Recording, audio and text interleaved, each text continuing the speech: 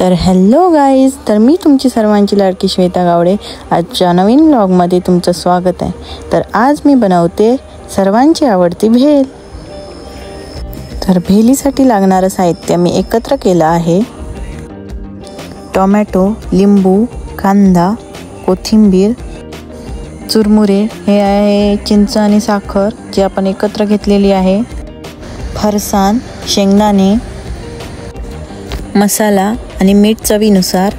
आणि इकडे मी चॉपर घेतला आणि परात। मग मी कांदे मस्तपैकी सोलून घेतले, कटिंग करण्यासाठी चॉपरमध्ये टाकले।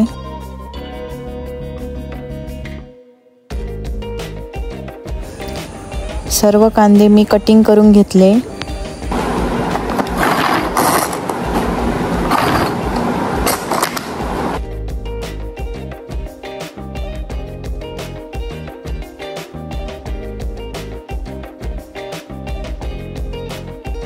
मी आता थोडे टोमॅटो कटिंग करून घेतले आणि आता ते मी चॉपरमध्ये टाकत आहे।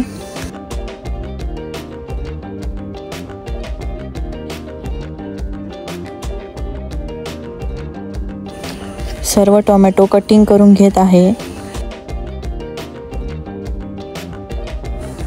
कटिंग केलेले कांदा आणि टोमॅटो एका परातमध्ये घेतले।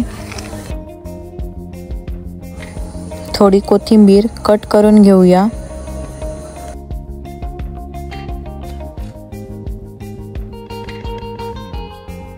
तर हाताबरोबर लिंबू पण कापून घेऊया।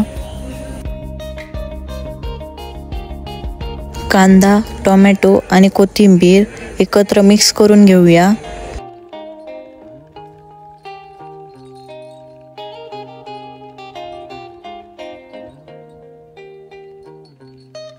थोडंसं चवीनुसार मीठ टाकून घेऊया।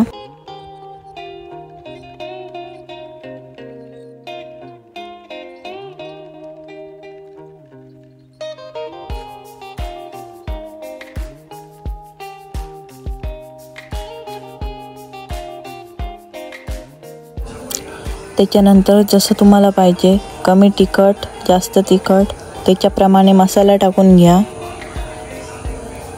मसाला घरगुतीच टाका। सगळं मिक्स करून घ्या आणि त्याच्यावर एक मस्तपैकी लिंबू पिळून घ्या। तर ही आहे चिंच आणि त्याच्यासोबत आपण ॲड केलंय थोडीशी साखर। आणि आता आपण त्याच्यात ॲड करणार आहोत थोडंसं पाणी आणि ते मिक्स करून घेणार आहोत। साखर आणि चिंच अशा प्रकारे मिक्स करून घ्यायची। आता ते साखर चिंचेचं पाणी चवीनुसार मिक्स करून घेऊया।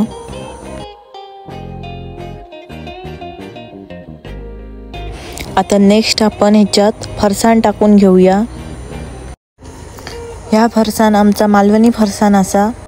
नंतर आपण त्याच्यात शेंगदाणे टाकून घेऊया। शेंगदाणे हे ऑप्शनल आहे, तुम्हाला शेंगदाणे हवे असल्यास तुम्ही टाकू शकता, अदरवाईज नाही टाकले तरी चालतील। आता सगळ्यात महत्त्वाची गोष्ट ती म्हणजे चुरमुरे। आता आपण ह्याच्यात चुरमुरे मिक्स करून घेऊया। तर श्वेता स्टाईल भेल खाण्यासाठी तयार झालेली आहे। तर तुम्ही पण घरात एकदा नक्की ट्राय करून बघा आणि भेल कशी झाली कमेंट करून मला नक्की सांगा। शेअर करा, सबस्क्राईब करा, लाईक करा। लवकरच येते मी नवीन कंटेंटसह, तोपर्यंत गुड बाय।